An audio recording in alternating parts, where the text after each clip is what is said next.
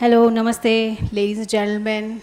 Of course, by now you must have understood that the Parampara, Pratishtha and Anusashan, which is called tradition in India, states that every show at IEEE and IIT Mandi has to start with a big round of applause for yourselves. So a big round of applause for yourselves. The warmest welcome to day 2 of the 15th IEEE CNT conference, exclusively curated and tailored for each one of you geniuses and scholars right in front. Namaste, my name is Nikita Rana. I am your anchor for the day. Thank you so much for giving me the opportunity. So of course, before we begin, a very quick, we just wanted to understand how many of you were presenting. Did any of you present your research papers today? Yes, ma'am. Yes, what's your name? How was your experience? If you can let us know in brief, absolute brief.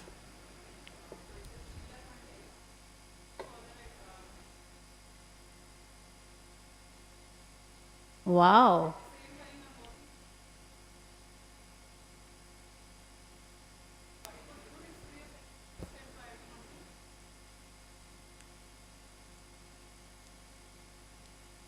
Oh my God. I am getting nervous on your behalf. How was it, ma'am? How was it presenting? How much time did it take for you to, get done with your research? I never.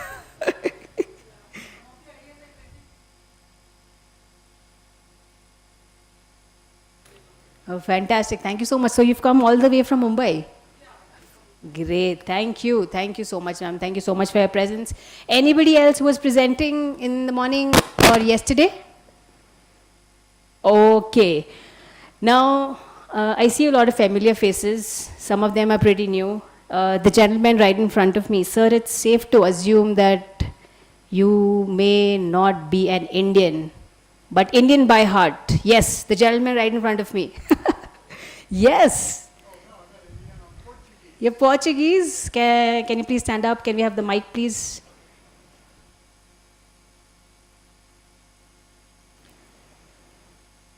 Safe to assume. So it was a good assumption. So what's your name? Where have you come from?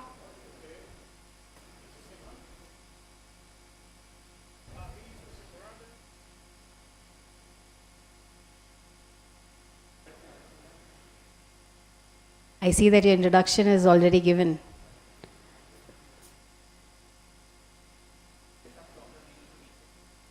So please go ahead. We can hear you.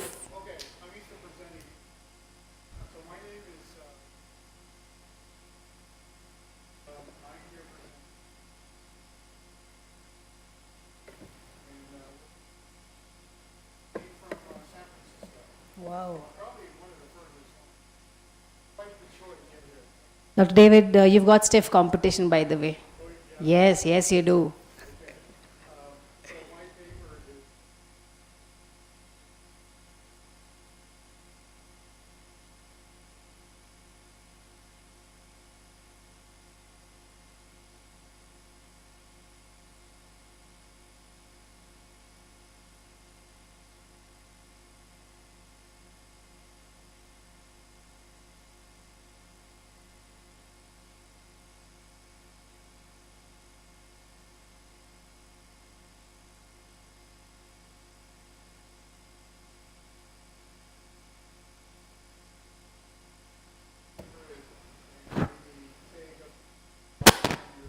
My God, Dr. David started his preparation for tomorrow from today itself. I mean, any opportunity and sirs right into elevator pitch mode. Hello, namaste, sir.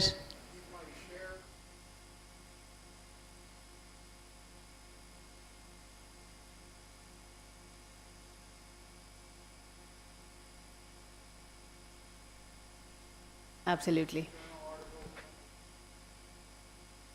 Dr. David, before you settle down, it is an absolute tradition here that you have to say something in Hindi.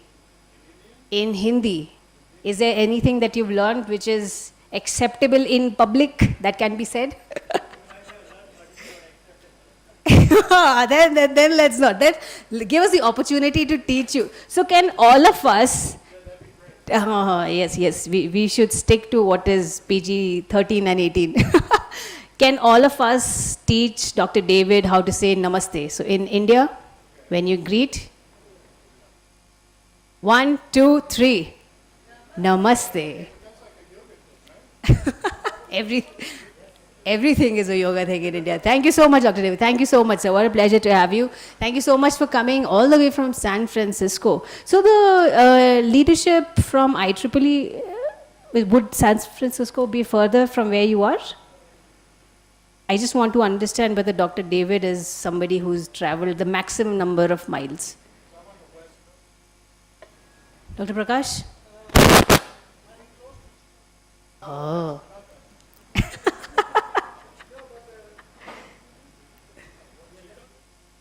Let's give it up for Dr. David. Dr. David, you've officially taken, you've shed blood, sweat, tears in order to grab yourself a seat today. So thank you so much for your presence, sir. Thank you. Wow, so you've lost blood, sweat, tears, and one luggage. Okay. Understood. All right.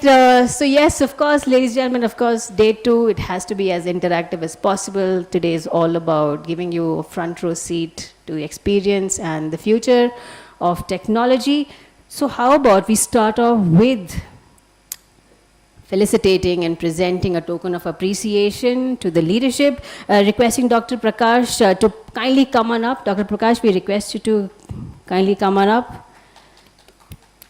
Dr. Prakash, until yesterday, was the leader who traveled all the way, but sorry to say, sir, today it's Dr. David. Dr. Prakash, please come on up, and we request you to present a token of appreciation for Dr. Aravind. A big round of applause. Dr. Aravind, please come on up. Dr. Aravind and I were having a conversation. Dr. Aravind is a fellow Pahadi like me.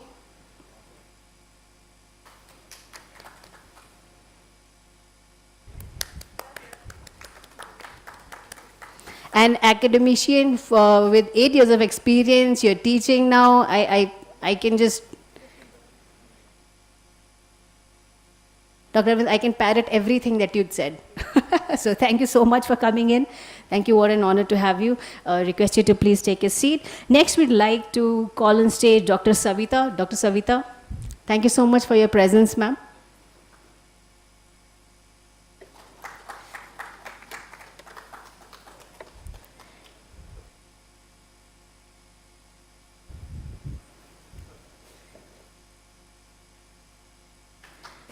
Thank you, Dr. Savita, and thank you so much, Dr. Prakash. We request you to please take a seat.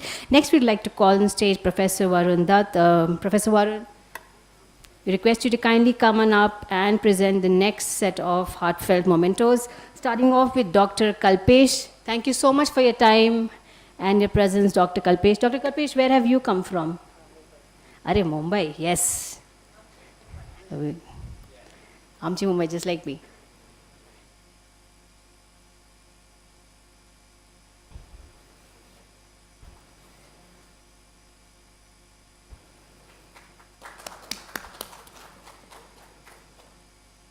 Dr. Kalpesh, the weather in Mumbai and Himachal, ironically, for the first time in history, is very similar.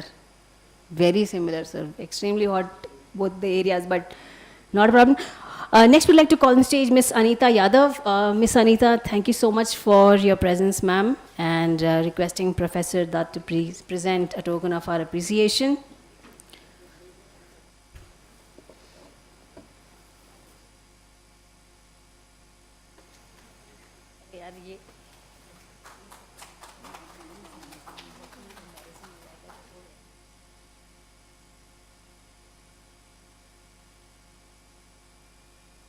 And I request Professor Varun Dutt to hand over the memento and the bouquet to our beautiful anchor of yesterday's and today's, and she'll be anchoring for the rest of 5 days of our conference.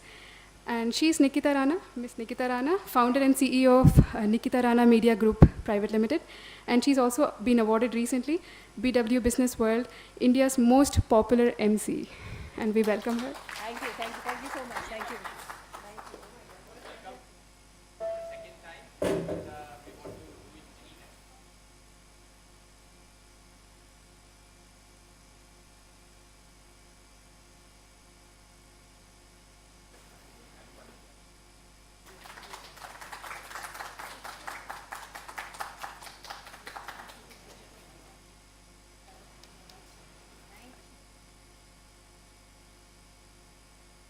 Thank you, Priyankari.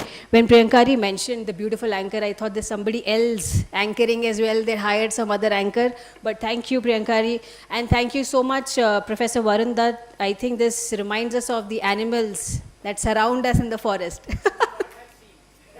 I'm glad I haven't seen them, but thank you so much. Thank you so much, IIT Mandi and Team IEEE. All right, so let's kickstart with our session for the day, starting off with.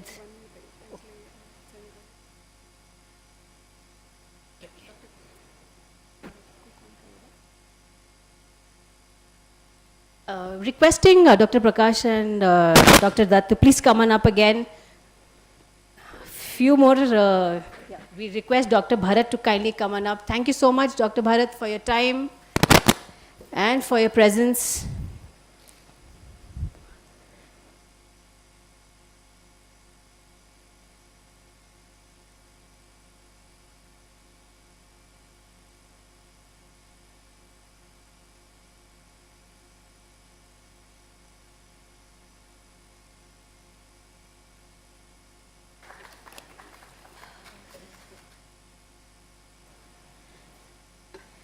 Thank you, Dr. Bharat.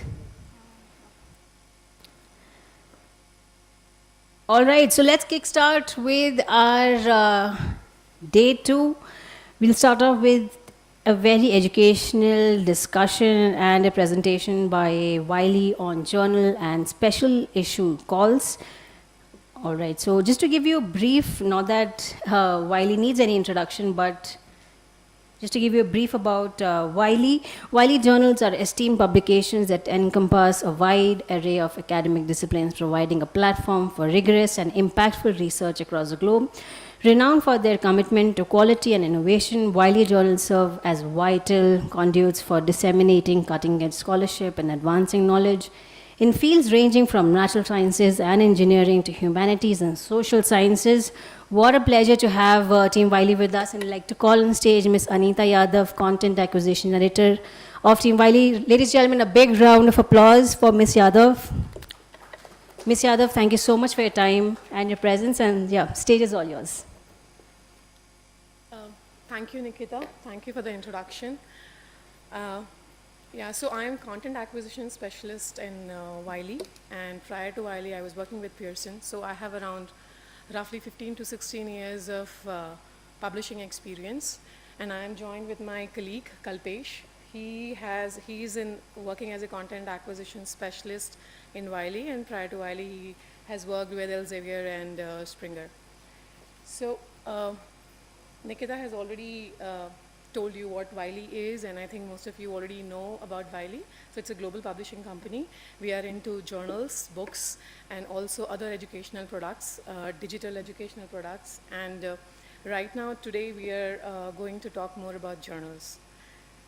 Next slide, please. So here I have listed like a few details about Wiley. We have around close to, it says 1,700 journals, but now we are growing every day. So now, today, as of today, we are close to around 2,000 journals with Wiley, 2,000 plus journals. We have around 778 societies which are associated with us, and we have more than 500 plus Nobel laureates. We are working we have 76 offices across the globe in 30 countries, and we have 15 million researchers and professionals who are associated with us. So this is a brief snapshot of Wiley. So here we have listed down that there are 4 opportunities to be associated with Wiley. One, which you already know, is be an author. So you are here presenting your papers. So we have done the research, you have presented your paper, but at the end you would like it to be published somewhere. So you can be an author to any of the Wiley journals. That is one way how you can be associated, and you already know what are the benefits, so I will not tell you what are the benefits of being an author. Second is being a reviewer. So you could be a reviewer on any of the Wiley journals. So that is again the second association that you can have with Wiley. It also has its benefits, like you can be updated, which is the latest research. You can be like one of the loyal members of that journal, so that will kind of take you to the next level, like being a maybe one of the board members someday. So that is the next association. The third one is if you are on a journal board. So if you are on a board of a certain journal, then you get certain benefits, and that's the third way how you can be associated with any of the Wiley journals. If you are on the board, you get several benefits like that helps you in networking, that gives you a view of what Wiley is doing, what are the other journals, that give you access to a lot of other products within Wiley. It also gives you several discounts and APC waivers and all those things. So there are several benefits of being on the journal board of any of the Wiley journals. The last and the fourth one is being a guest editor. So I think most of you already know what is a special issue. So whenever there is a issue, which is, we have regular issues in a journal, but when we are kind of publishing on a certain theme, be it on a certain topic, or maybe we are marking an anniversary, maybe a birth anniversary or a death anniversary of any influential person, or it could be like anniversary of an institute, so something like that. So it has to be based on a certain theme. So that is a thematic issue or a special issue. So that is led by somebody who is not on the journal board. So that's why we call them guest editors.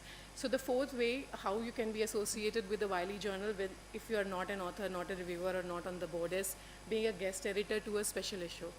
So it has a lot of benefits. So you have to curate the special issue, and then once you are on the board, once you are a guest editor for a journal issue, for a special issue, then you have high chances that you could be on the board in the future of that particular journal. So if you are a very active guest editor, so that's one major benefit. There are other benefits which I'll be talking about in the next slides. So I already told you what are special issues. So those are thematic collection, and it can be either commissioned by the guest editor. So like any one of you, any of the researchers can come to us and tell us that this is something trending topic, or this is an emerging topic, a hot topic, and we should do something on that topic. So that can be from your side, from the researcher's side, or we do a competition analysis from the publisher's point of view. We do a competition analysis, or we do like a hot trend analysis and see that there is a certain topic which is trending, and we want to do a special issue, and then we invite you, and then you can lead that special issue. So there are two ways how we do special issues usually. And for example, we can also do a special issue which is very specific to a country or a region. Like we usually have global journals, while it doesn't have any country-specific journals. But we can do, if we want to do something country-specific, we can do a special issue. For example, we can do something for India, like we have a lot of agricultural, something specific diseases which is very specific to India. So we can do special issue on that. So that's one way. Next slide, please. So there are two categories. One is the traditional special issues, and the other one is virtual special issue. So with the traditional special issue, we get all the articles, and once all the articles that we expect are in, then we kind of publish it as one issue. Then we have virtual issues, wherein we keep on publishing the articles as and when we get it. And then once all the articles are in, we just collect it and make it as a virtual issue. So these are two ways how we do it.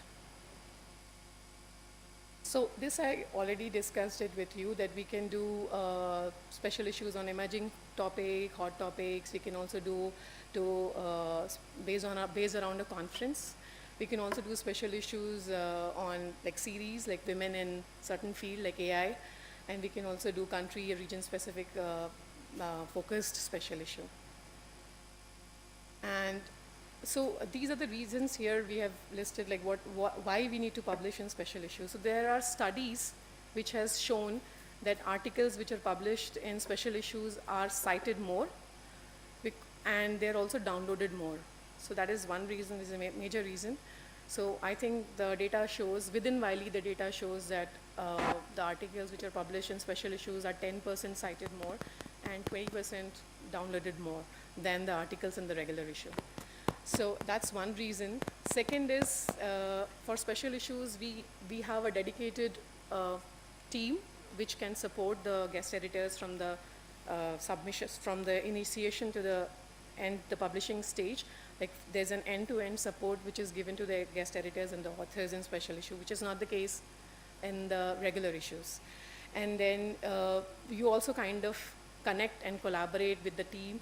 So usually when these special issues are done, we have a team of guest editors. There is a lead guest editor and there are co-guest editors.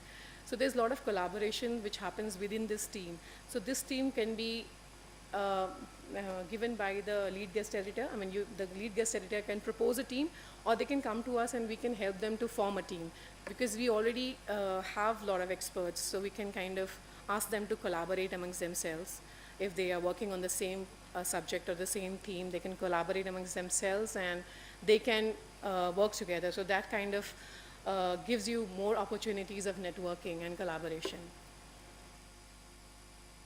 Like I said, here is a data which says 10% more citation and 20% more downloads for the, this is Wiley specific data.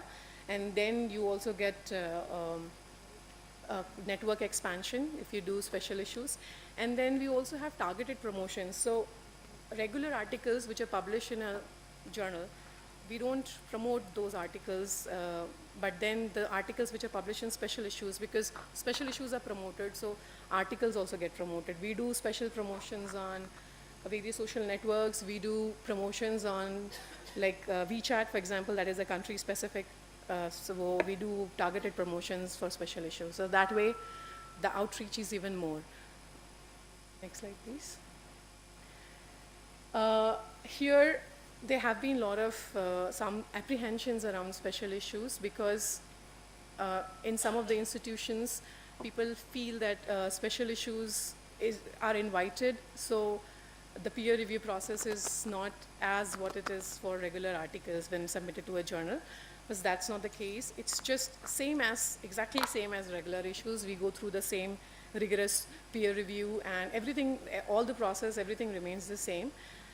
So we have also like tools which kind of first need that verifies the guest editors. We validate if the guest editor has good publishing past, if what is the impact factor, what is how, in which all areas guest editors have published. So we need to validate all of that before we approve the special issues and it is launched on the website.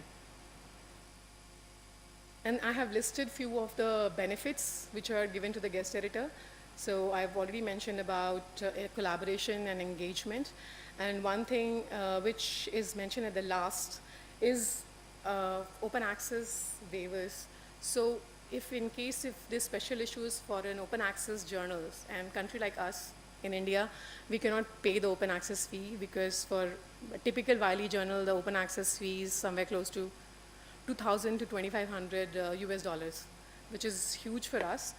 So in that case, if you have proposed a special issue for a journal, so the guest editors have 3 extra waivers. So those waivers can be used for their own paper or for any of the other papers which are accepted for the special issue.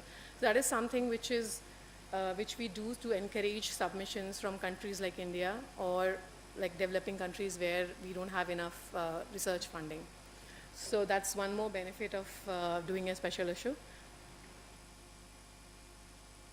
And like I said, we have a focus team who will be helping you through the entire process of creating a call for paper, inviting the potential contributors, and then promoting the special issue. And eventually, after the special issue is published, we will also help you to evaluate the performance, so that you can, in case if you're planning to do a next special issue, you can see how the special issue performed, and you can work on the things that didn't go well the first time. So here we have listed some open access journals and hybrid journals, Wiley journals, along with the link and the impact factor, which is relevant to this conference.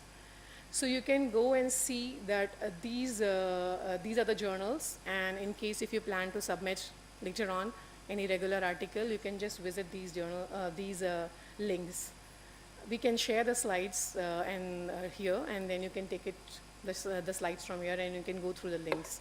So these are the hybrid journals, and there are some journals which are highlighted in red. If you see, computational intelligence, expert systems, internet technology letters, and concurrency and computation.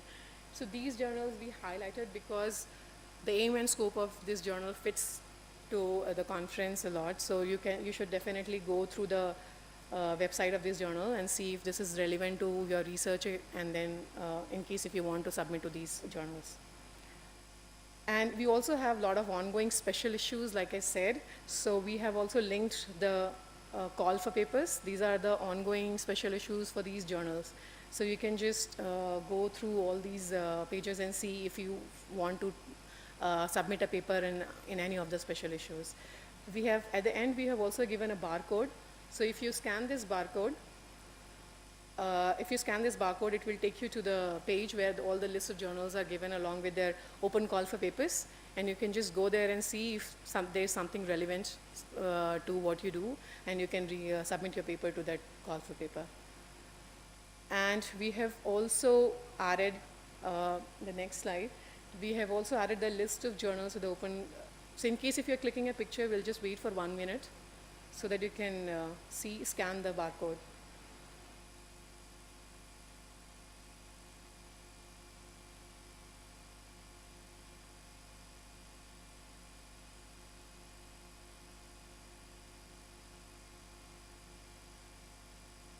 And in the next slide, we have given a form.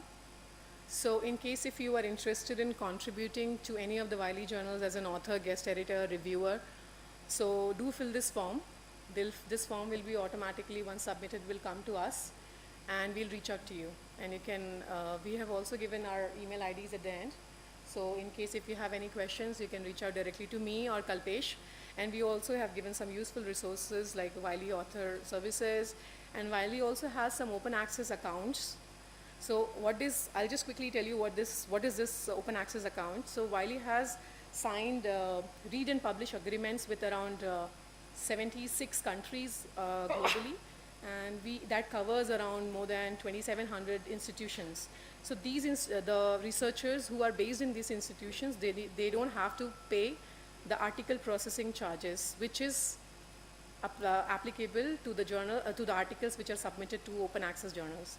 So these institutions, so in case if you're planning to submit it in an open access journal, you can always collaborate with the authors or researchers who are based in these institutions. In that case, the open access fee will be waived off. So that's why we have given this link also, that will help you in collaborating with other researchers across the globe. That's it. Thank you so much. Do you have any questions for us?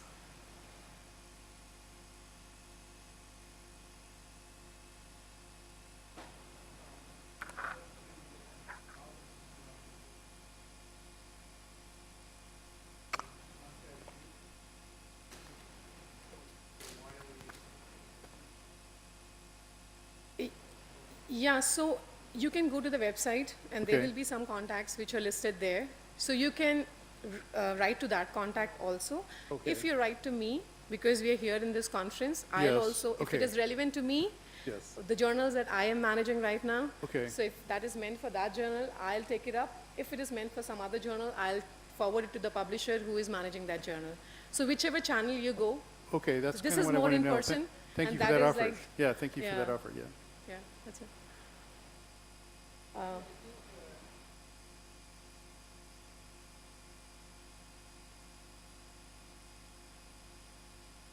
think the criteria for publishing in journal is different for different states in India, I think. So some expect Scopus index, like IEEE. I think most of the IEEE conferences are indexed in Scopus. So like that, maybe for China expects EA index. So I think when we want to have a special issue, we also look for the audience.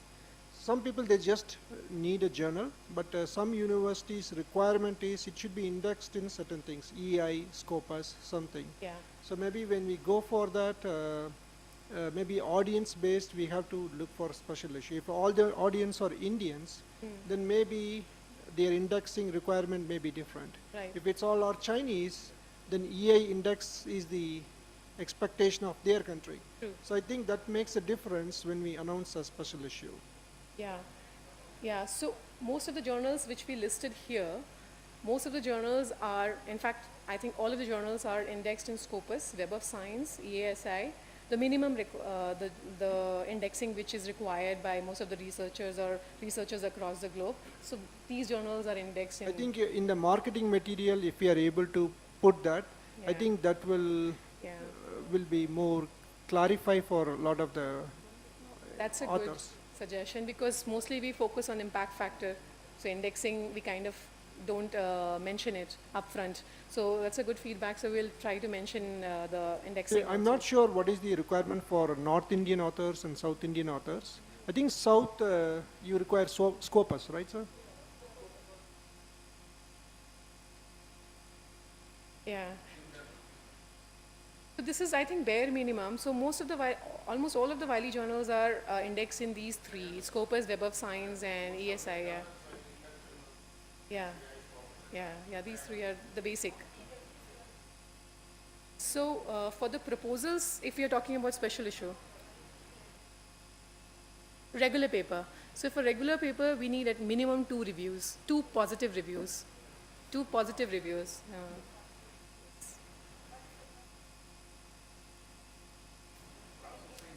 For the review, so it is like 2 to 3 weeks.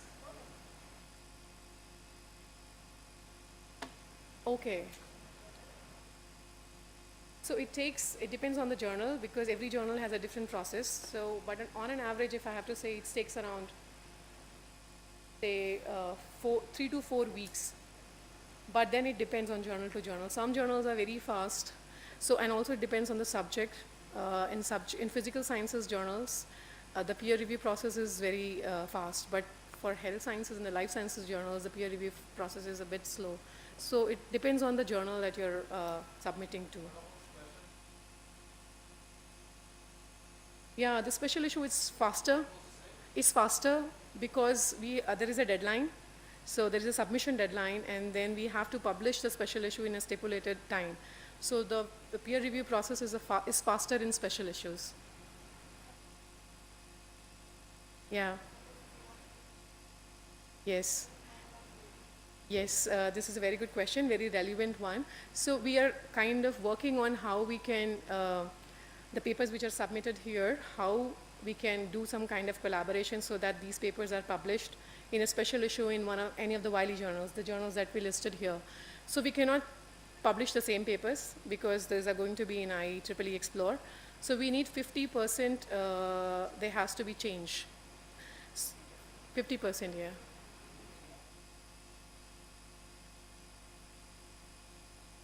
Want to give them moment to Yes. So what we are working on is that we have 75 tracks in this conference. So we are thinking we are looking into the papers which are submitted into the for this tracks. We will be choosing the best papers which are submitted in this track and maybe come up with a topical issue out of the track. For example, there's the track is on data mining and some topical issue in data mining, and we'll choose somebody who can lead the guest special issue.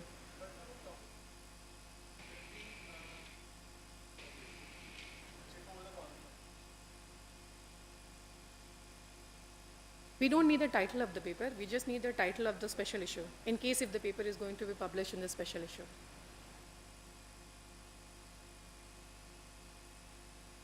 Yes. Yes. Yes. So It I have has to be an extension of the papers which are submitted here.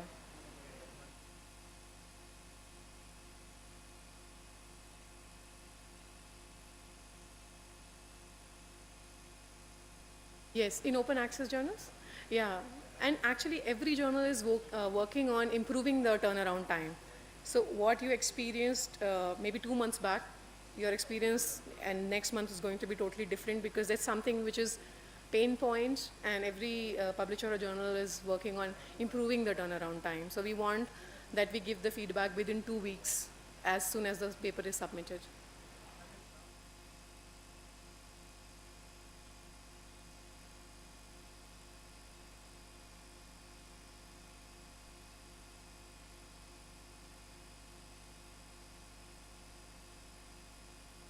That's not the case that we see globally, but But that could be because because of the, I mean, they don't know enough about open access journals.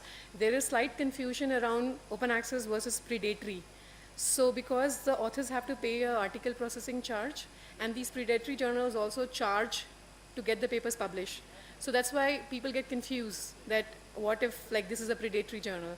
So some of the institutions kind of, they make a mandate that let's not just publish in open access at all. What if you kind of go ahead and publish in an open access? So, but that's a wrong, I would say that that's not the right way, because you should educate people on how to choose the right open access journal rather than just stopping them to publish in open access at all.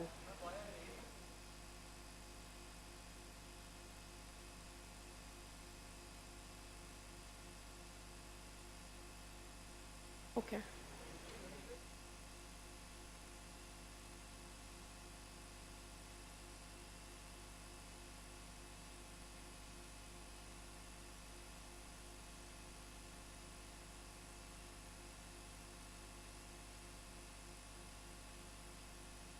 So is it, so I don't see there is a huge variation. I mean, the gap that you're talking is huge, 1 and then 8 and 9.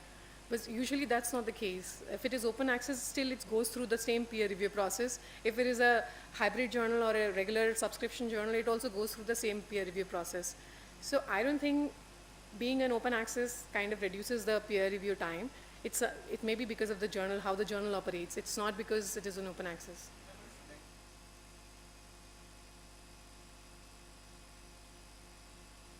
Yeah. Okay. Okay. Is it a peer review journal?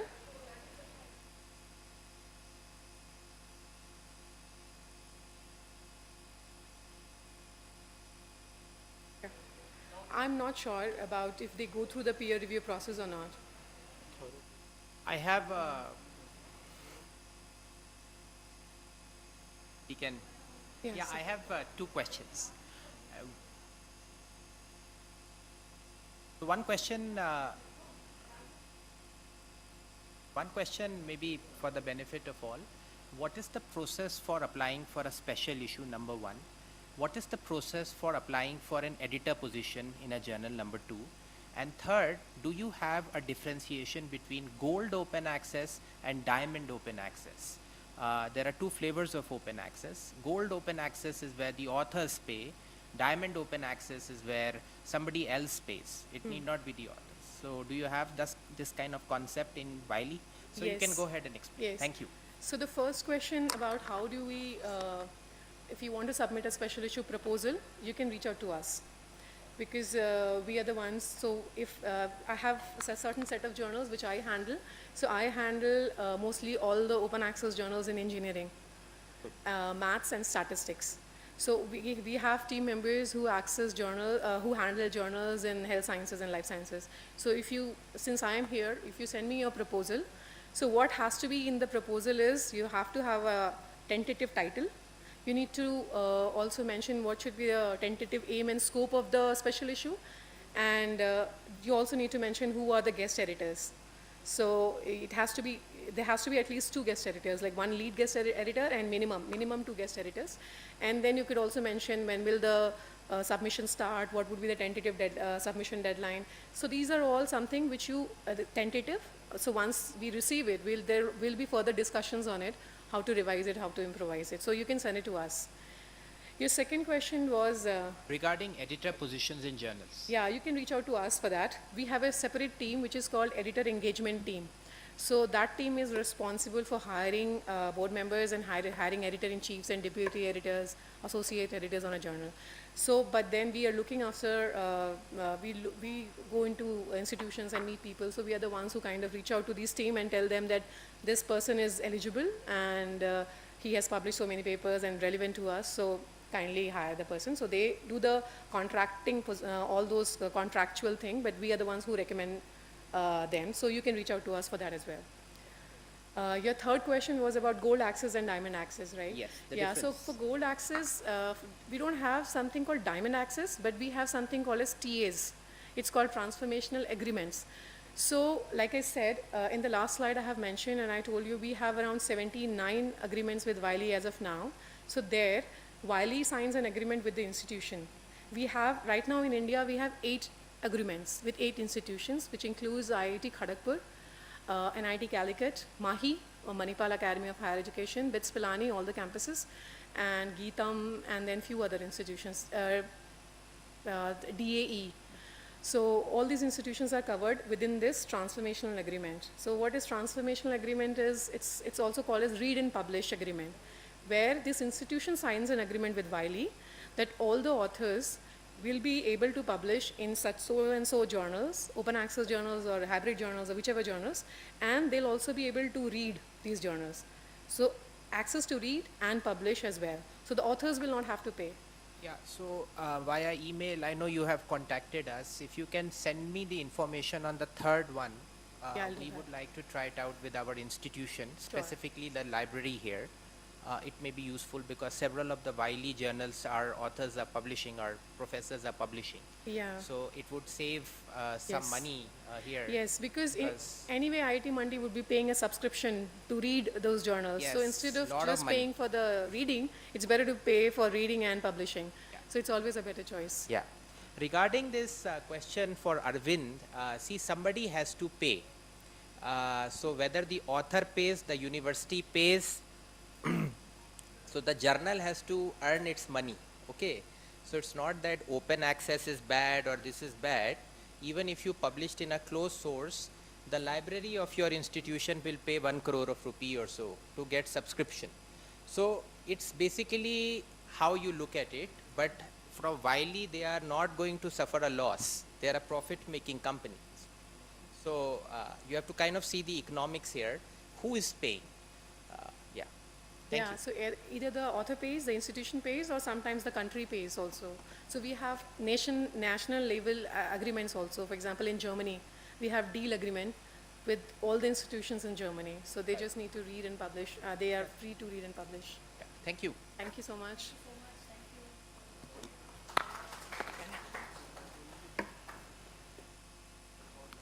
Ms. Yadav, one great sign of a great segment is when the question answer is longer than the presentation itself.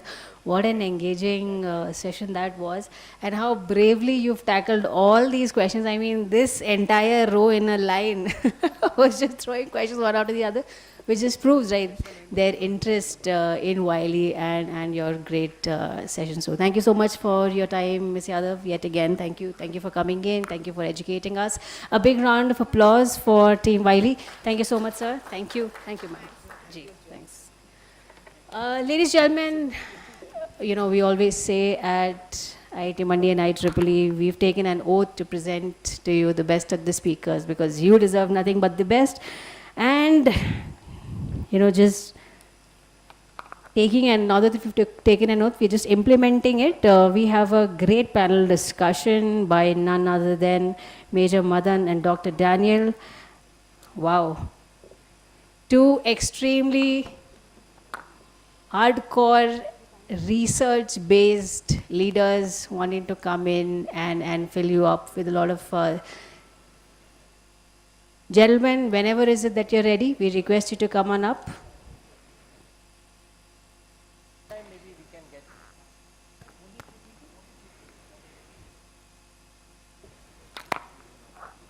The fact that they're still working on the segment that is happening in the next 30 seconds shows their dedication. I mean, wow, the research is something that we all await.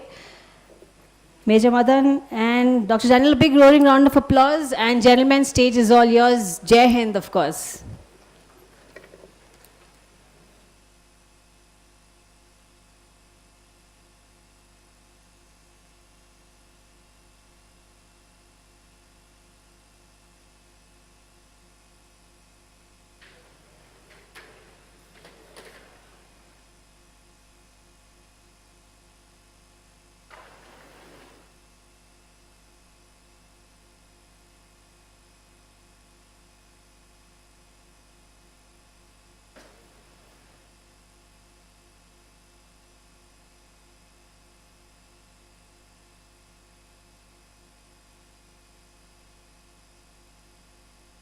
video.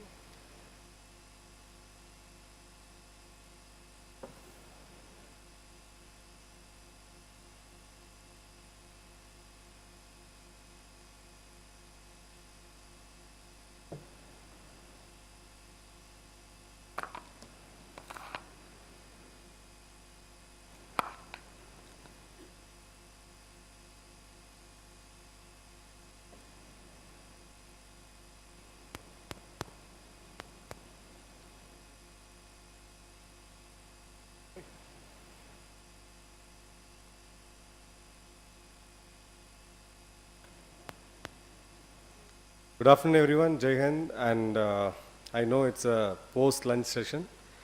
Would like to wake you up all with a small video about the United Nations.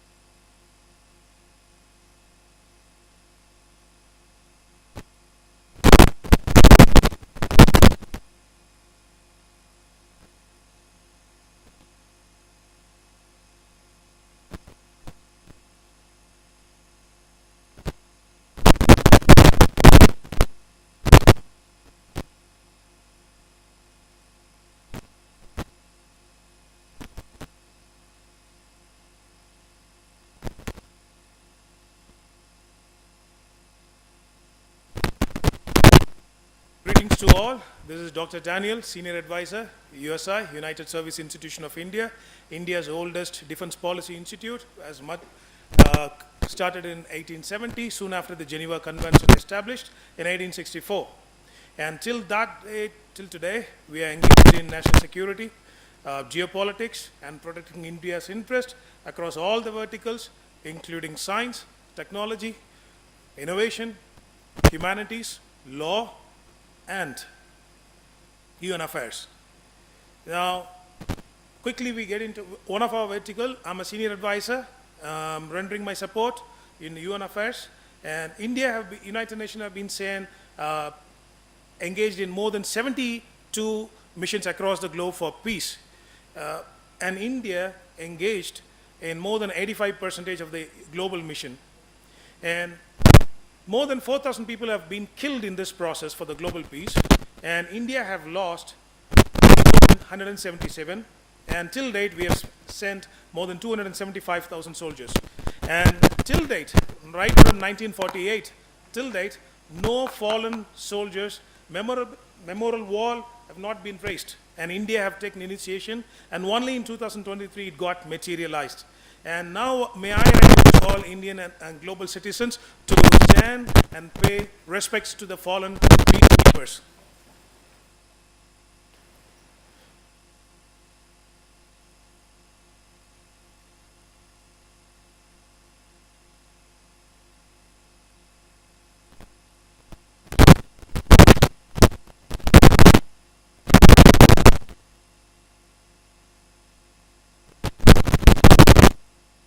Thank you.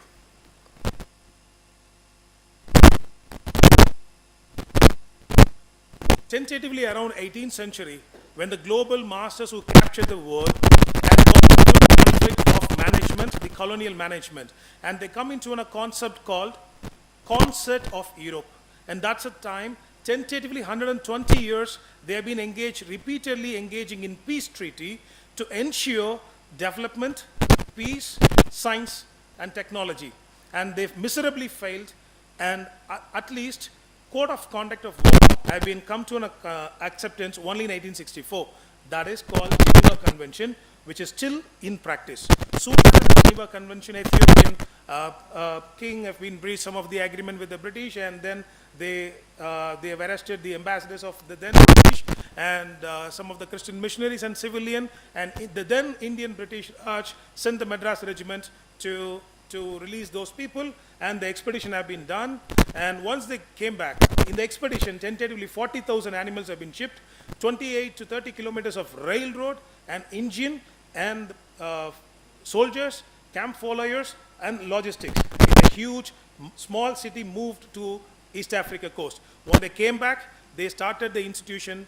It's called United States Institution. That's where I'm coming from. Now, I sincerely tender my thanks to the IEEE 15th Organizing Committee of ICCNT and IIT Mandi to make this event happening in beneficial to the younger generations. Generally, it's in a common misunderstanding that the moment people say peace, everybody think it's in a negotiation, reconciliation, political affairs. It is not. Knowledge falls into only one category. Earlier, knowledge means philosophy. The knowledge starts from the philosophy and diverted into two: useful knowledge and then the knowledge. And what is the useful knowledge? That's applicable knowledge. Medical science and engineering.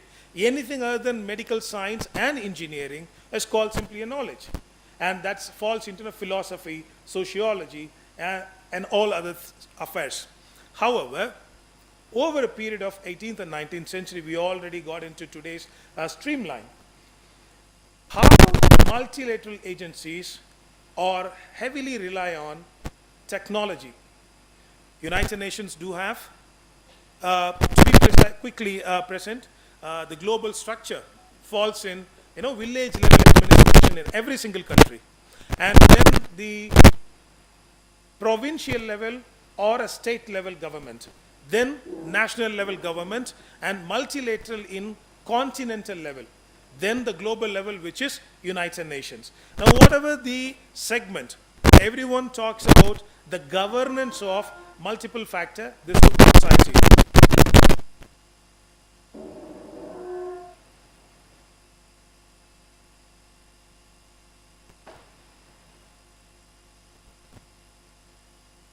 So before we get into, and our department have been assigned by Indian government, External Affairs Ministry and MOD, and told that by the year of 2000, it's been asked us to form the small team called Center for UN Peacekeeping. India, with a legacy of 50 years, engaged in the UN peacekeeping, and we have to start our own center. That's how USI engaged, and then set up in 2000 and handheld for 15 years. Then we handed over to Indian Army.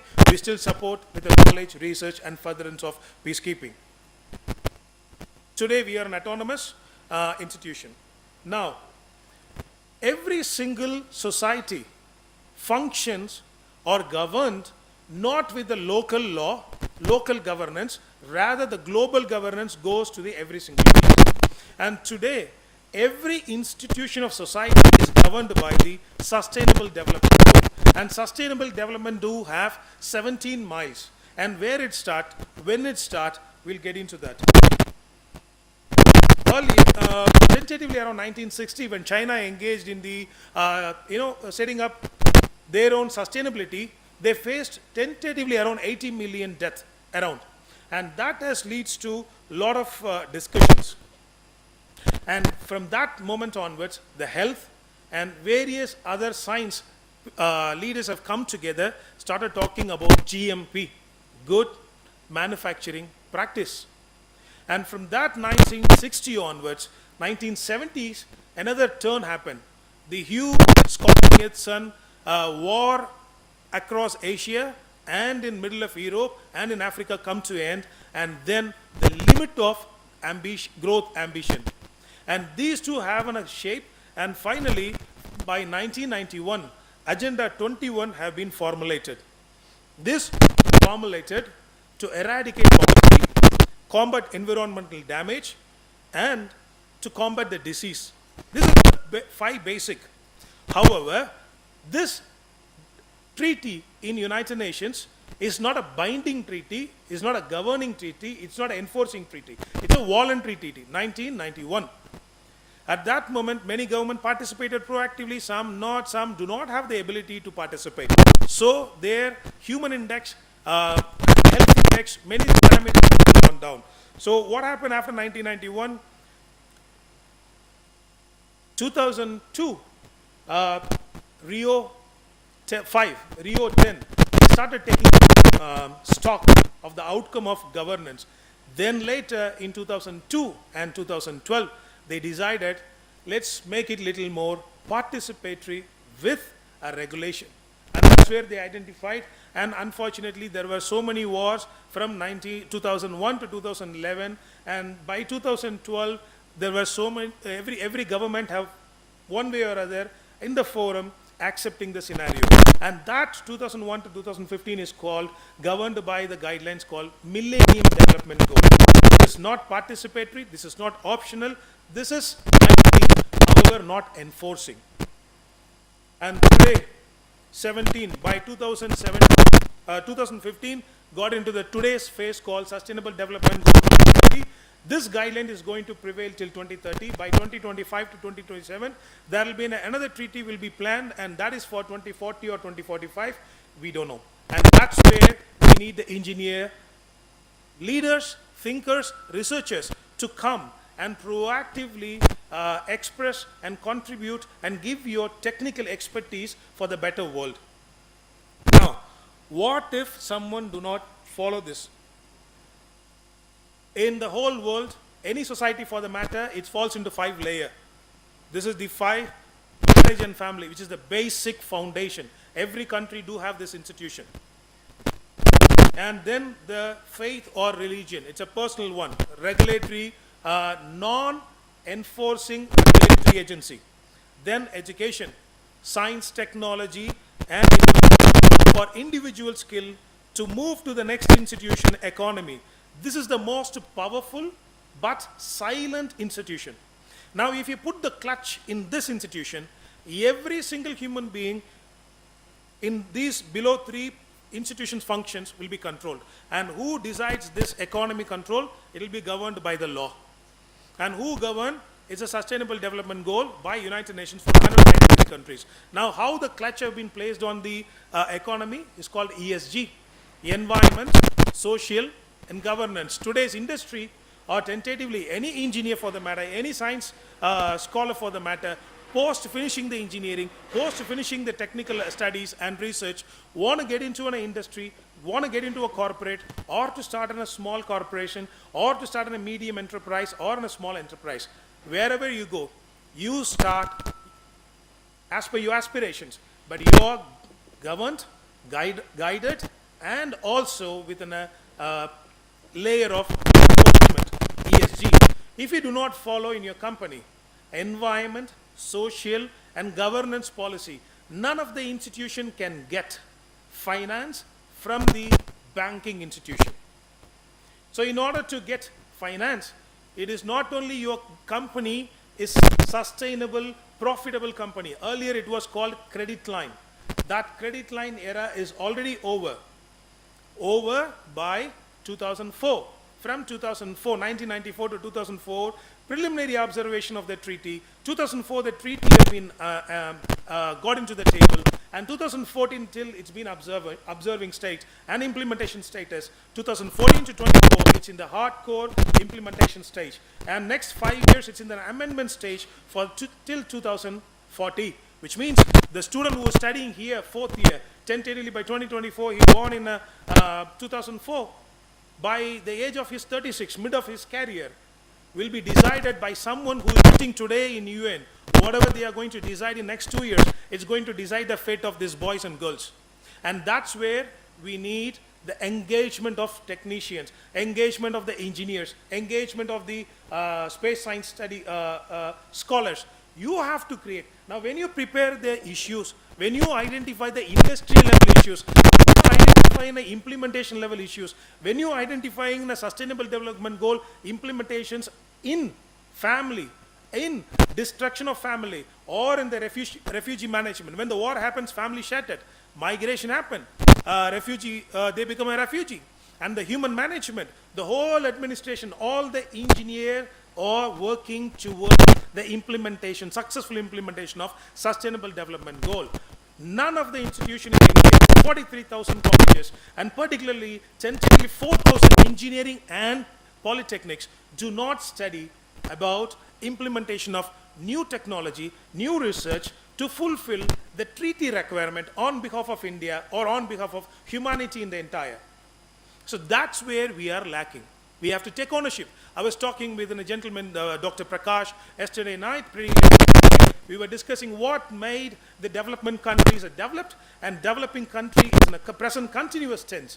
The reason being, unlike in China and Russia, we are not engaged, we are not giving priority to a non-routine institution, non-routine revenue generation. What is a routine and non-routine? Routine is none but duplications or repetitions as a productive, laborious work. Any non-human can accomplish that. They don't need a brain, only an ability to be trained and to execute. It's an egg-laying chicken, no matter whatever the industry is all about. What we need is a program, what we need is the best program minds with ownership of a global level. Tell me something, how many Indian students are taught with an attitude of the best student I am in the whole globe? What is the tag the universities are giving? What is the tag the teachers are giving? What is the tag the leaders are giving? What is the tag the seniors are giving to the individual? When I talk about the technology, when I talk about my thought process, none of the people, we are the world best. We are the world renowned. We are the global first. We are the global pioneer. Where are these tags? I've traveled from Kashmir to Kanyakumari, nowhere I'm listening to this. This is from that country, we are bringing that from that country. Where is the origination? Ownership, that's where I'm coming in. So it's been a phenomenal, at least we need to start somewhere. And Triple CNP started 1.5 decades before, tentatively when the Millennium Development Goal was about to end. And you started exactly when the Sustainable Development Goal started. Now we are going to, in half a decade, it's going to end. Now we have to prepare ourselves to fulfill the next level of a Sustainable Development Goal towards a 2040. And that's the time we have to create a technocrats to be the statesman. And that's where we need. Now let me quickly jump into the agenda, and then we'll get into the question sessions. And then today we remember like someone who ride a bicycle, or you don't ride a bicycle. You ride on a Lamborghini, or you still ride your Vespa scooter and enjoying the pasta. You have to adhere. Red light means stop, orange means ready, green means start and move. Who decides that? United Nations. When every single continent do have their own color, their own guidelines, their own setup, their own urban planning scenario, UN come to the nations leader came together and performed, decided how a road should be. What is the universal guidelines? What is the universal practice? Yesterday, the professor was talking about the technology of a vertical takeoff. I'm concerned about once the machine achieved the technology of vertical takeoff, what is the treaty level of policy, or what's the policy of to the implementation level. Machine takeoff ability is different, and implementation takeoff is next level. And that's where the developing countries focusing on the technology alone and leave the treaty authority to the developed countries. And this is the time we have to have an ownership and take self-responsibility and move further with a global leadership to protect India's interests and also the humanity in large. So I've given the data, and you know what, tentatively 1.19 million, 1.19 million people get died on the road with an average age of less than 29. And in India, it's lost to the global 3% of GDP. Around 110 to 115 trillion dollar, we are talking about the loss of 3 to 4 trillion dollar loss. Now in India, around we are almost like 10%. Imagine $300 billion loss by a road accident. Humongous. We can finish so many wars with a lesser cost and lesser number of people dying. Like 150 to 200,000 people are getting killed every day. I mean, like in a year in India. And then the average age is less than 30. And the gender is male. Again, the productive sex predominantly. I wish the female participation to grow more in the coming decades. And then World Health Organization have so many numbers I don't want to get into. After a long period, why Indian doctors are much needed in America or whatever scenario? It is not about the knowledge. It's about the skill, implementations. You get the number of opportunity. You get the number of repetition to excel in the skill. And that's the reason we have so many populations, so many options to try our hand. There's an old saying, if you kill 1,000 people, it's a parody sort of. However, so we have so many population, we have so many options to try our hand on. Now, and India is not a country size, rather subcontinent size. It gives a phenomenal expertise level by experience and controlling factor. Now, from National Disaster Management head Kamal Kishore, after a long time, we have come to the leadership in one or two agency. Now he got elected as the special representative of Secretary General, United Nations Secretary General for United Nations Disaster Risk and Reduction Agency. And similarly, and now I've been telling this from 2014 and 15, almost 10 years.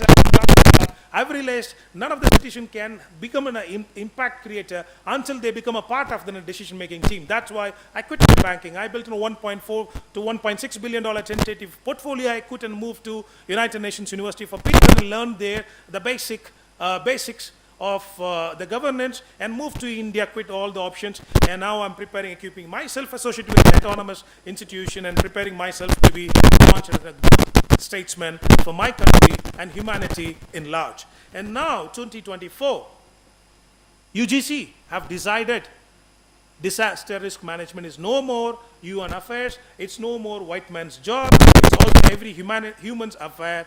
This knowledge should be given to every single individual through on a curriculum. And that's why UGC launched it as a course now. Similarly, earlier, one diplomat called Mandi, who phenomenally contributed towards IT. He comes from the technical background, and that's where. And you see, when IFS, when the diplomats, when the bureaucrats comes from the humanities, comes from the argument like in a law, post-retirement is mostly of an engagement with a non-governmental organization, again facilitating engagement or advocating or a banking institution. However, when you have the background of technical education, engineering education, and that's where you can make a better, meaningful precision, contribution with precision. And he comes from the technical background within a diplomacy. Now he has been appointed as the head of the artificial intelligence agency as well. UN always connect. In the month of March, there are 2 days. One is Science Day and Mathematics Day. Any idea, anyone know what is next year designated for? 2025? Any idea? United Nations designated as Quantum Computer Year. Why we need some, so that's where I'm coming in.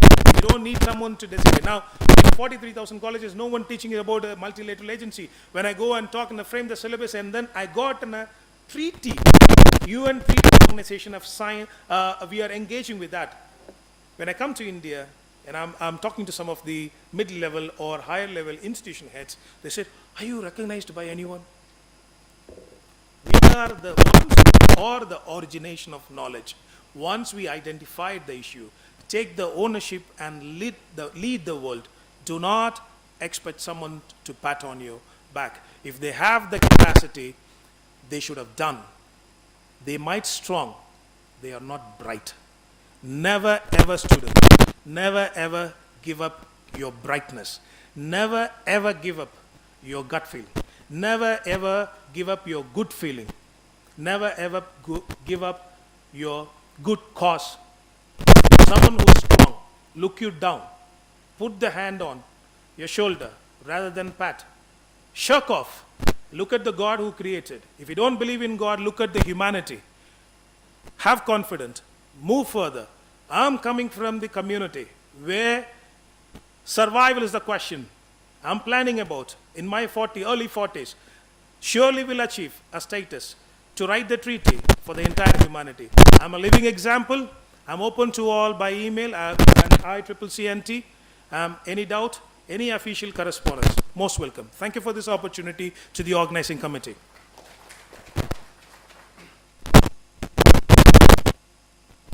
It's quite a new and a very broad subject for most of you in the academic stream, especially the researching community, the student community. But this is where the world decides what we eat, you know, what vehicle we travel, how much taxes we pay. So it's all decided by the policy makers. So now we will have an interactive session. We can, anytime you can stop us and ask questions. And Dr. Daniel, thank you for that such a wonderful explanation. I know it's a very big subject in the interest of time. So I'll start shooting questions to you straight away. For the students community, especially in the computer, networking and communications, what are the opportunities if they have to look at UN? If they want to work as a consultant in UN or a UN observer, various career opportunities in UN. Can you throw us some light, please? Can somebody provide a mic? There was a mic.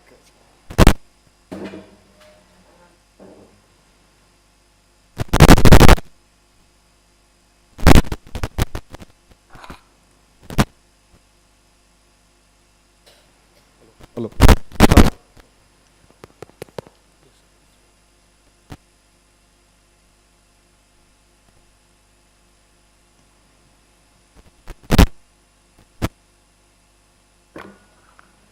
Thank you. With regards to opportunity, let me make it one thing very clear. When it comes to the employment, as we discussed with ICCNT, 15th, this events organizing committees, one of the head originator, Dr. Prakash, we were talking about the trend of the attitude in the South, global South, particularly in the developing country. There are two, as I highlighted earlier, the routine and non-routine job. UN is not a it's not a routine job. It's not morning to evening job. It's not afternoon to midnight or a midnight to morning shift laborious event. Rather, UN is a multilateral agency where they have the understanding of the global need with relevance to the institutional technical knowledge. So for example, when I talk about the computer, I don't want to work outside, I want to work inside. Let's say for example, we'll go this way. The people who want to travel out, the people who want to work in India. Now I'm a computer scientist. Now in the growing technology, I have three options. Either I can get into a job, or I create my own company and I run and make profit. Now, in this era of cyber, the segment called forensic is new. It's pretty new. The expertise level or touching the high is not yet done. In India, tentatively, National Forensic Science University institution planning to establish across the country in every state level with $500 million guidelines. So $500 million investments they are going to establish. Now this is from one perspective. In the next 20 to 30 years, we need 500,000 cyber forensic scientists. So when someone from the technical industry, they have to have an understanding whether they are going to get into a routine job or a leader. Now this is the basic attitude stepping stone. Once you set this right, then you have to ask the question whether you are joining for rank, salary and family, then that's your limitations. Please, you will be a failure, or you might be a professionally successful but personally succumb to a depression, because you are never you always primarily engage with solution provider, troubleshoot provider. When any human mind engage always in a trouble handling, they will get into that. So if unless you become a leader by nature, your technical ability will get you only half the way. Thank you, Dr. Daniel. Just to summarize, digital forensics, the cyber forensics, is a huge space. We clearly have a shortage of talent in India and across the globe. And career in UN, it's more of a leadership than being a job itself. So we would like to look for that. And now coming to the Indian perspective, because a lot of audience come from India. So the traditional policy makers typically take the civil services route. They get into the Indian administrative services, foreign services. The last 10 years we could see a transition where there is an, I would say, hiring of lateral entry, I would say a hiring of talent from outside this perspective of the civil services examination. So where are we here? And the technocrats, the techno policy makers. We saw the new set of ministers who are basically technocrats. We have lots building up in the IT sector. We still are not, even the countries are clueless about how to manage the social media giants like Google or Meta. So what are the opportunities in India in policy making, in especially fields like techno, or I would say AI, how to regulate AI, how to promote the cryptocurrencies, the new set of banking, new digital economy which we talk about. So briefly, if you could tell us the opportunities which are there in India now. Now, thank you. Wonderful question and most relevant, at least for next. Henceforth, it will be the trend in India. I do not see the conservative approach will be sustainable forever. It will be there. The percentage will come down and it will be reduced and it will be more of an applicability. Recently, I come across a discussion where the senior diplomats are talking. The appointment of ambassador to the countries, different countries, earlier decides by their seniority. Now it's more based on their expertise level, interest level, and applicability to the country and to the scenario level, personality level. So that's the, we are getting into the practical level. Now coming to the employability, there are two ways. I like to augment even to, I like to answer combinedly as well.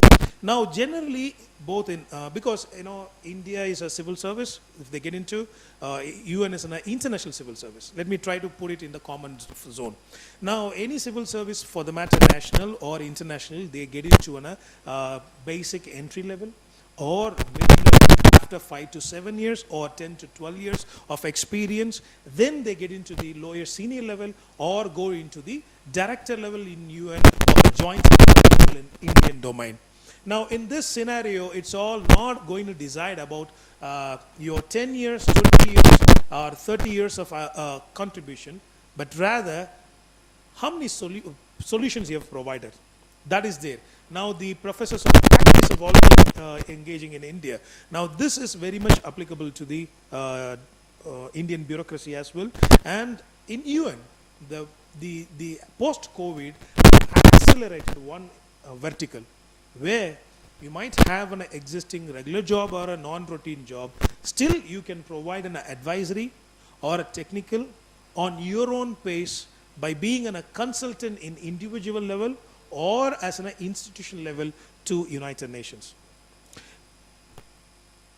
Thanks, Dr. Ronald. One more question which popularly came within my interactions with the students who had put the presented the paper in the past 2 days is I have a path-breaking idea. I have a research idea. Something to do with sustainability, or it's directly or indirectly. Because any process which is optimized eventually leads into sustainability, adds something to the sustainability. So for those students who are there, who are going to see this online and people who are here present here, so does UN provide such opportunities, or is it, how should they apply, where should they even look at, or a random email with a project proposal going to the UN headquarters in Geneva or through the regional headquarters across the country? How do they see it? Is there a way these small little ideas can become the game changer? Definitely. So now this originators of ideas, let's say young brains, in two level. One, they are while during the institution as a student, they are studying. Another one, the student just now he finished and then he is looking for a job or he is doing some other job. Now for both, what I'm saying, the institution's partnership level with UN is very minimal. Now UN is an international global governance body. Any global governance will engage with institution. So your interface should be an institution.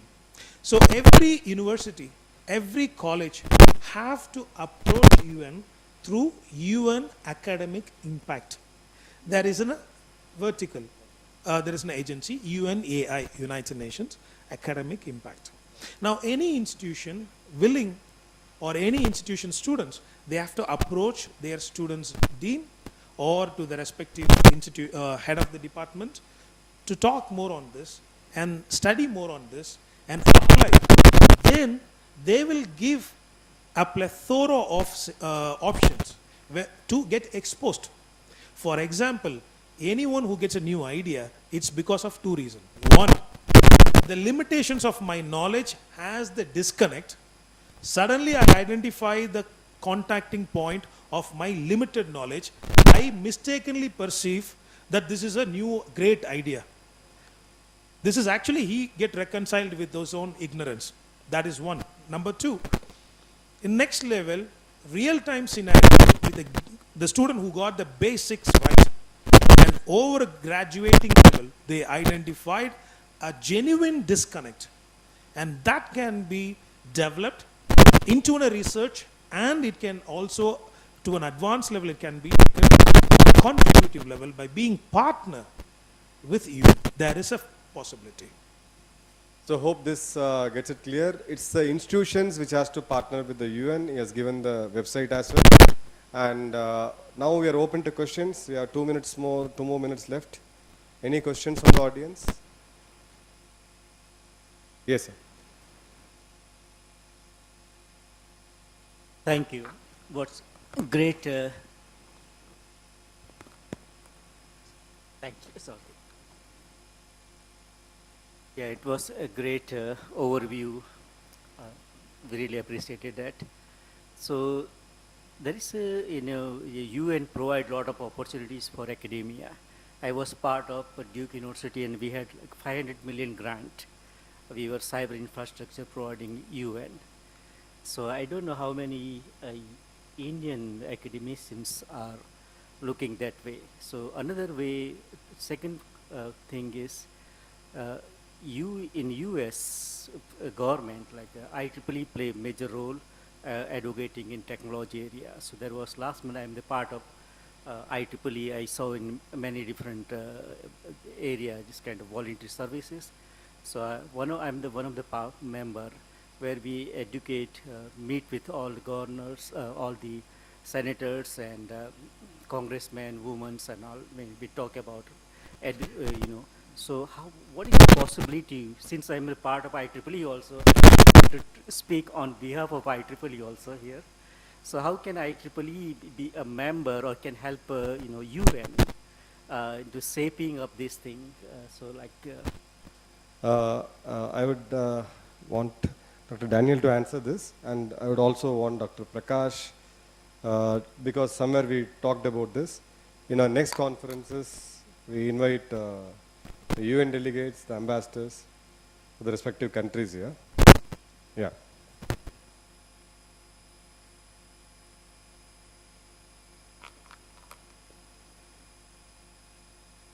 Dr. Bharat, I think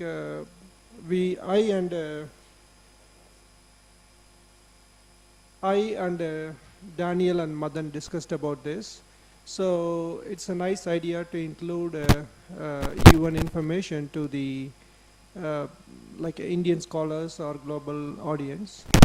So we can able to create an awareness in different ways. Maybe we can include a kind of a track, and we can see how the UN policies or such things can be included as a track. Then we can able to publish the papers. So you see, like data science, and data science is a hot topics right now. But there is something called data science ethics. So some people, if they have a don't have a room, they can include as a small chapter or a case study, something like that. So maybe university-wise, this UN can be done as like a case study. If they don't have a room, but many departments they do like a case study, or they can have a one chapter just for an awareness, or they can have like a small module, or they can have some kind of a small research, pilot study, direct independent study. So different ways you can able to incorporate anything. So next time maybe we can have something like a small tracks, interested audience can able to participate. So like even I incorporated like a fake news as a small track. Then I think we got couple of papers. It's a starting, and maybe email communication also included. So many things are required for the society. So it's not for commercialized, but at least for humanity or for the better society, or we want to think other than humans for all living beings. So we are trying to take steps. What are the possible tracks we can include for serving humanity and other living beings? We are trying our best. So in that case, like animal communication or fake news detection, even UN will play a big role in the upcoming conferences. So this will be one of the contributions from the IEEE as I guess. Yes. I think you can come in. Yeah, so another way and another thought could be to involve policy and technology, technology applications to policy. And in the US and West, it's a very hot topic. Any technology which comes out, it's not a gold bullet. It has drawbacks, and it's a debate. So many of the technologies are for the betterment of society. One example is ChatGPT. Of course, different people take ChatGPT differently. Academics may take it adversely, but many companies and businesses have come about as a result of ChatGPT, and many people have got employment. So this is an example where technology helps policy, and of course there are implications. So this kind of track could be another addition, what Prakash was also mentioning. So that is quick input. Thank you. Thank you, Dr. Varun. And some comments from Dr. Daniel. To be precise, number one, since US is one of the core and pioneering biggest contributor towards the institution, they have pioneered in many of the efforts, and we have to accept that. Now, with regards to IEEE, the feasibility of engaging in general, yes, it is possible. But with Dr. Prakash, what you are talking, like we are expecting the scenario when every single stream is presenting the knowledge, the best papers, we evaluate the same. There are two things is still possible to do. One, identifying the sustainable development goal related impact creating papers, segregating. One, two, exclusive. This is not a policy paper. This is nothing to do with the policy. Whatever they are doing now, they are doing, we will filter with one more layer.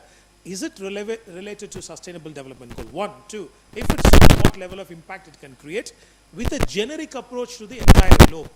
Either it is Korea, or it's in India, or it's in Cameroon, or in Peru. With that global applicability paper, we will identify from the mainstream for relevant. 1.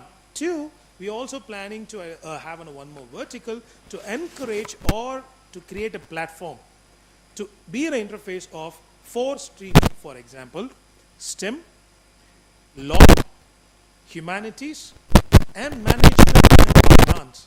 Because close to $120 trillion annual GDP policies are talked about the and they set the limitations for the functionality, not the technocrats. So all these people, we are planning to have a platform where they can come up with the best papers related to the global approach, and then the best can be engaged by inviting the representative to India, Secretary General's representative.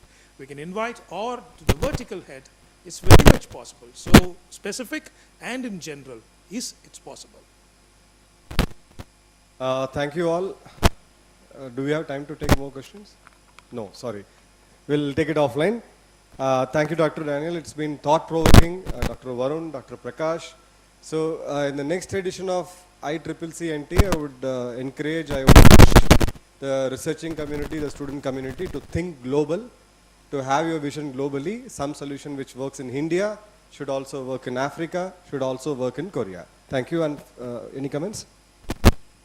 See, anything new, if you want to make it popular or want to implement in the real time, let's say you can also go to any professional bodies like IEEE or SPIE or ACM.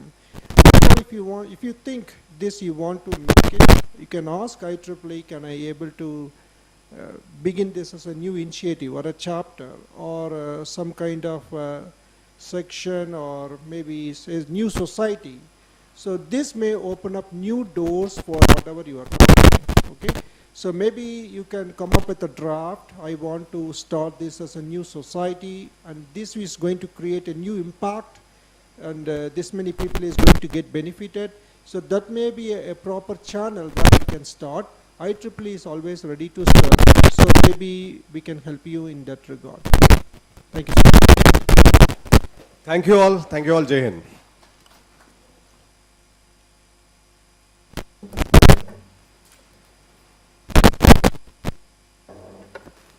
Ladies and gentlemen, a big round of applause for Dr. Daniel, Major Madan. What an enlightening session that was. Thank you so much, Dr. Prakash and Dr. Dutt, for your inputs. We now break for a very quick tea break, coffee break, whatever is it that you like. For from San Francisco, definitely have the tea. Personal recommendation. Great. So meet you in the next 15 minutes, 10 minutes. Request you to kindly come on up, grab the best seats in the house, and yeah, we meet sharp at 10 minutes from now. Thank you.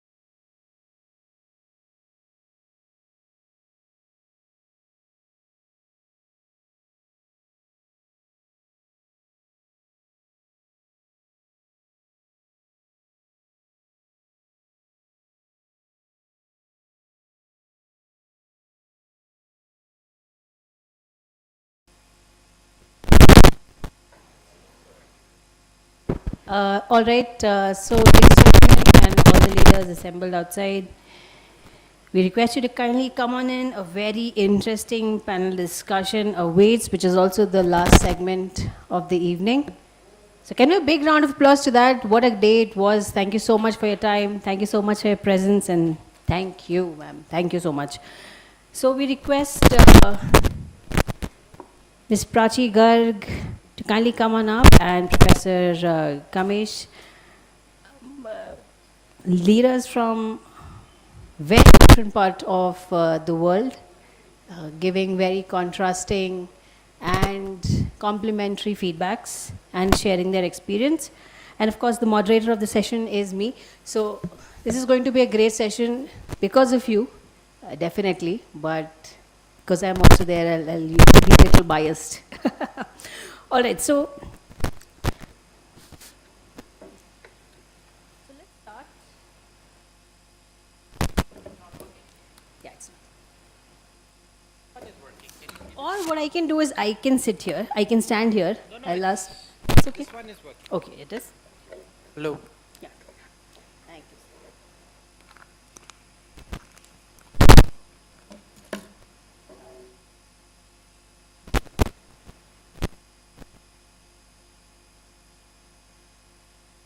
Can you hear me?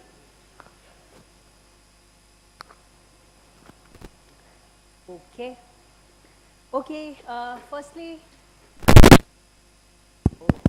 we need a mic, another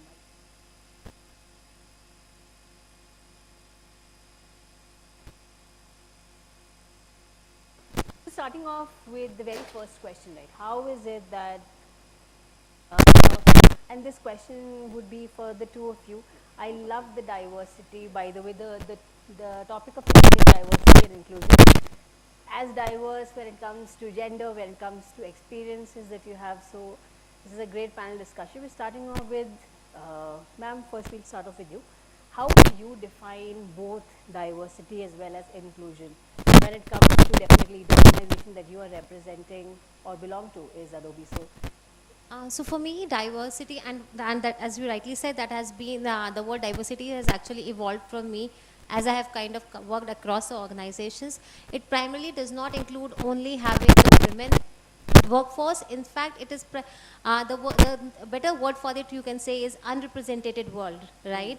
And it may include folks who are differently abled, who have different sexual orientations, and the people who have different ethnicity. So all this actually forms the world. And so the idea of having a diversity is that all these folks should be a part of the organization so that they have a different point of view, POVs, and we can do the things in a much better way.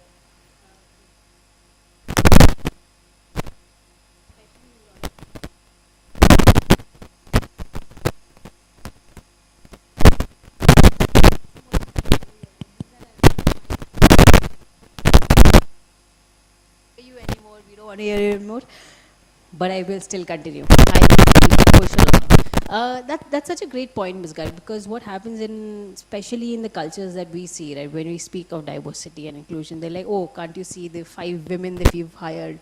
Shouldn't that be enough? But you're saying, no, that's just scratching the surface, right? You include people of the LGBTQI plus community as well as different cultures. So we'll talk about how does that help the organization. Doctor, just extrapolating on the same point and putting forward the same question to you. What would diversity mean for you, and what does inclusion mean for you? It just complements, or maybe it's saying in a different way, or different ways, but making all the resources available to everyone without reference to race or age, without any sort of discrimination in terms of age, race, color, ethnicity. So that is the intention. So for example, in the US, as a even at the age of 60 years old, you can come to college, you can become a doctor if you want, if you have that kind of interest. So this is very same, but basically making all these resources, all resources rather, accessible to one and all.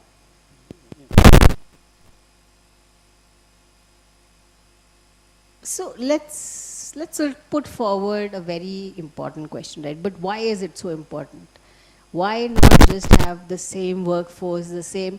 Because just speaking culturally, having this people of the same mindset or the same background, wouldn't that be more beneficial than adding people of different experiences? So the question I'm trying to put forward is, why is diversity and inclusivity important? Not just from inclusivity point of view, but because you're running a business, right? And business is all about generating business and generating revenue. What would you say is the impact that diversity and inclusion has on the financial organization? Do you think that helps the company in any way? So I would like to give a small example from Adobe itself. So we have would like all our products to be accessible. When I say accessible, it means that differently abled folks are able to use it in a much better way, right? And since they're like PDF, Photoshop, all these products that Adobe is kind of developed. So this actually, if you see, we actually especially hire folks who are the actual users, and they help in improving the product quality. So this is very small example that can tell you that why diversity is important. Maybe the way I am able to see that product is way too different who are the actual users to it. And in this way, when you have a diverse workforce, you bring different point of views in the organization and in any kind of discussion. Those sometimes could be conflicting, but most of the time they are very collaborative, and they help in the overall development of the organization and evolving the culture. If 5 people thinking on the same lines will talk about same language, I would say that that organization would become stagnant. There would be not much improvement and it would not evolve. And that is where it is important that we have folks from different culture to make it grow in a much better way. So I'll give another example. In fact, 15 years ago, I was working on a project called navigational service for disability people, like for blind people. So, and I came to Hyderabad, and one of the professors took me to a restaurant, and that restaurant is actually owned or serviced by blind people. So they asked me, you want to have a feel of what it is like to be blind? So they asked, three of us were there, 3 faculty. So they took us to the restaurant. We are supposed to put away all our gadgets, no phones, no electronic items, and then we entered in the restaurant, just completely dark. And then we were guided by one person in front, and we were supposed to put our hands on the shoulders, and they took us to our table. So and then basically nothing could be seen. We were just going in the dark. And then we were able to touch of course, and sit in a chair. There was a table, there was a bottled water. Obviously, if they give us an open container, we would have spilled by the time. And then the food was there. Until you taste, you don't even know what you are eating. So there was a chapati or some roti. And so the point is, unless you are in the shoes of that particular person, you won't know the challenges. In fact, I still feel, even with all this many years, we still haven't done, the progress has been very low, especially for the people with disabilities. Take for example, many of us are working in computer vision, but have we really done enough? Did we produce enough services or products for the people who are blind to actually be on par with us? So having people of different cultures, different backgrounds, and different even disabilities. So it helps us to know what exactly the product that we are trying to build, what services we are going to build. So there is none other than the person who has experience to share that kind of knowledge. What an example and what an experience. We'll definitely take details as to where this hotel was. Fantastic. All right, so moving on to the next question. So can you share a success story where diversity and inclusion initiative had a very positive impact on your organization? So any story that you had experiencing the same? Yeah. So I would like to share an example from one of my past organizations where I was one of the people managers, and one of my reportee actually went on a maternity leave. So usually, especially in India, there's a trend that, you know, when women goes on a maternity leave, their appraisal kind of gets suffers. For that period of time, they do not get through their appraisal, right? So I actually, since I had a say there, so I actually went up to the leadership, my seniors, and I actually told them that can we, because she has been working well all this while, so why should we have to penalize her during her maternity? Why can't we actually continue with her, whatever grades she has got in the past, why can't we continue with them in this appraisal? So that, you know, she should not feel that why I have a baby. I mean, she should feel good about it. That should be a double happiness for her. And since she has been a great performer, the good part was they kind of listened to me and they heard me, and we could make a difference in the overall policies wherein she got promoted, and we kind of changed. There was a change in the policy wherein going forward, the grades of the previous grades were used to carry forward in all the cases where either there is a paternity or maternity. So they made the change for both the paternity as well as maternity, which is a good part, I believe. And I feel good to be part of such initiative. In fact, you know, when I heard this story yesterday, I was like so impressed with this. You know, even you make one change to make a change, you need one person, and I think definitely this is the first of a kind. Like, can you think of, you know, being promoted while you are on maternity? For of course, you know, there is a lot of work that was done before. It's not that somebody is giving it for free, but whatever she worked for. And what a great personal experience, actually. I really commend that.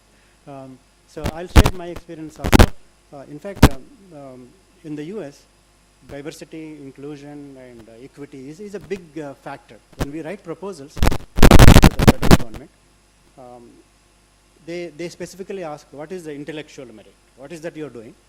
They're looking for translational research, something that has not been before. At the same time, there is another important factor they call broader impacts. So how your technology is broad, what difference it makes in the society in a broader sense.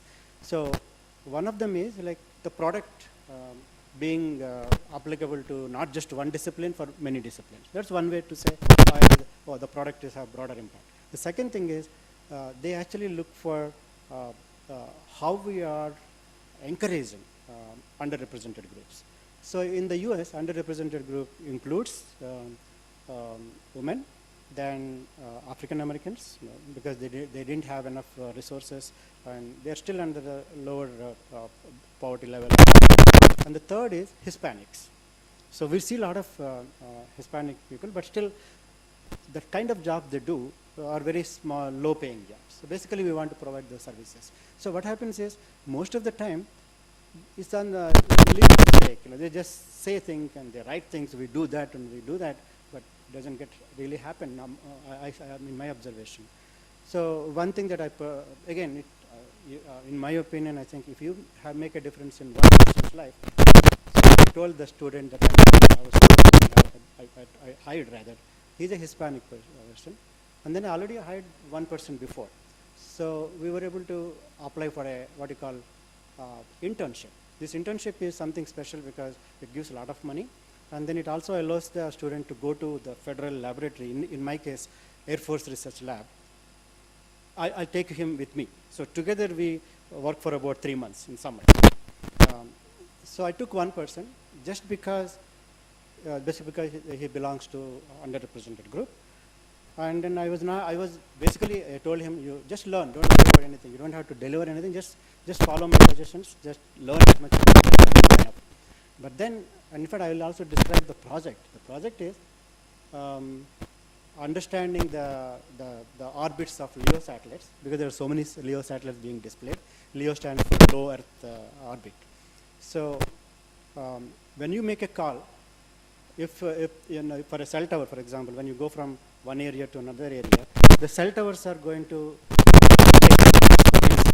few minutes you are when you're driving especially, initially the call starts in one region, so that cell tower gets picked up, and next time when you drive by, you enter some other region, so next cell tower will take it.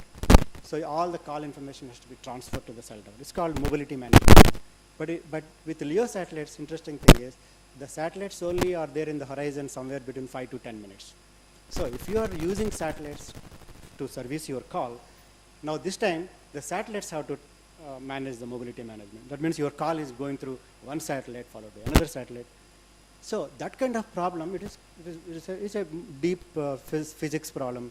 And this guy was able to come up with a, you gone through the physics and came up with a, what you call the constellation, where which satellite comes next based on the physics calculations. So, and it has a lot of benefits. For example, instead of predicting which satellite is going to come, instead of waiting for the other satellite to come in your horizon, we actually know which satellite is going to come next, and then what, then next.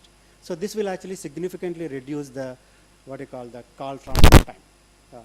So I was not expecting that he would actually solve. No, he did some simulations and got some numbers. And then to justify that, he is able to come up with the theoretical solution, theoretical underpinning or foundation for that. And then I hired another person. And then I was telling him, he was not really putting all his best efforts. So I told him just 10 days back, see, you got this opportunity. The reason I hired you is, if you are successful, I'm sure in your community, 10 other people are going to succeed. Then if each one of them are succeed, then 10 more, each person helps another 10 people. So look at the effect. So this guy is the second person is also talented, but I'm trying to motivate him saying that this is how it works, so please do your best. And then he got the message. Ladies and gentlemen, a big round of applause. See, one of the reasons why I love doing what I do is I get to hear such varied experiences. And I always ensure that I make mental note of it. In the next conference that I anchor, I repeat the same to sound very smart. So I've been taking a lot of notes for sure. And my God, what beautiful experiences these are, right? Right from changing, no matter how small or big, like the impact that you had on that woman who's going on a maternity leave to something very 180 is, bettering for a young man who's of Hispanic origin. That's amazing. So nature has its way of always 10xing whatever is it that you give. So thank you so much for the service, firstly. Just adding on to that point, right? How do we ensure that organizations make their employees feel valued? Right? That's such an important question, irrespective of which background or culture that they come from. What would you say, like, as a leader in your organization, what steps do you take in order for your employees to feel valued? I think these days organizations are very much acknowledge this fact that all employees are equally valued, and I do not see any kind of discrimination against folks. In fact, one step ahead organization, at least like I have noticed, is they have started a lot of mentorship programs, especially for the folks who feel underrepresented. Because sometimes what happens is that folks who are underrepresented, they kind of feel, they have a lot of apprehensions that whom to contact, what to do, who to reach out to improve their in case they have some questions. So there are a lot of mentorship programs specially targeted for them have started. Not only this, there are a lot of specific months and times. They have kind of dedicated months. So I remember at Adobe we do have Pride Month every year. So the entire month is dedicated to a lot of activities for similar activities, wherein the folks who have they invite outside speakers, successful speakers from their community, which not only inspire them but also educate other employees that if somebody is different, it is because of that is not their fault, right? They are also part of the society, so we should give them equal respect. I think these kind of things, continuous recognition, continuous motivation, and education to the other employees keeps it going. I would also like to quote an example from Adobe that, you know, for visually disabled folks, the entire office, starting from the lift to the meeting rooms, everywhere you will find accessible. We do have everything written on the braille. So even the lift rooms that you will find, the lifts, we have things written in braille. Meeting room names are in braille. So we are truly an accessible organization which kind of promote all kinds of inclusion and support diversity in our workforce. Just add one statement that mentorship is very much necessary. And then sometimes, you know, people do not know the resources that are available. A new employee or a new student coming to college. So somehow the organization has to create avenues to share the opportunities available for different segments of people, especially for newcomers. And mentorship obviously is one thing. If you assign one person as a mentor for each new employee, and then societies, of course, clubs, so these things make a big difference. Dr. Kamesh and Ms. Garg, any final points on what, as members of the society and leaders in organization, what would be your platinum tip in enhancing diversity and inclusion? I think my final comments would be that as an employee of any organization, we should not discriminate folks. Instead, we should give due respect to all the folks who are, like, regardless of their ethnicity, regardless of their any disability, or being the women. So I think it's totally gender agnostic, and let's just be the one. What I can say is, let's just be human to everyone around. And the moment we start thinking on the lines of being human, I'm sure that we would not be needing such kind of discussions. I feel that we would reach to a point, like, so what is required is that there should be no need of such panel discussions happening on such topics. I think that is where you would see the difference. Just again adding to what Prachi told, I think people have to speak up. For example, yesterday when Prachi was telling, if you come at 8 o'clock into the office, then after working 8 hours, you can go home at 4 o'clock. Even at home, these discussions happened at home, because my wife told, just like Prachi, she also, when job offer was given, she says, okay, I'll start at 8 o'clock and I need to go home by certain hours, because I have a mother at home and kids at home and I need to take care. So maybe, if it is for a man, even for me, I go there, I go to school, to say hello, spend 1 hour to say hello to everybody, start my work. So I will go late, but it's not a norm. Point is, just because somebody goes home at 8 o'clock or 10 o'clock in the night doesn't mean that they are actually producing more work. So that kind of, if you don't speak up, that becomes a norm. That's not a norm actually. So if somebody, especially if somebody has to go home by 4 o'clock or at 3 o'clock or even 2 o'clock, having put up whatever work they did. So basically, when something is not normal and people are treating it as a normal thing, we have to stop that and we have to speak up. Oh. Where were the two of you when I was working? Where? I needed this encouragement for sure. Great, thank you so much. What a pleasure it has been, Ms. Garg. Thank you so much, Dr. Kamesh. An absolute pleasure. Ladies and gentlemen, can we have a big round of applause for this beautiful panel? Thank you again. And of course, with this, we come to the end of day 2 of the 15th IEEE at the beautiful Devbhoomi IIT Mandi. Thank you so much, Team IEEE, for the great work. And yes, meet you tomorrow for day 3. Thank you. You've been a lovely audience. With this, I, Nikita Rana, sign off. Thank you so much again. Thank you. Thanks.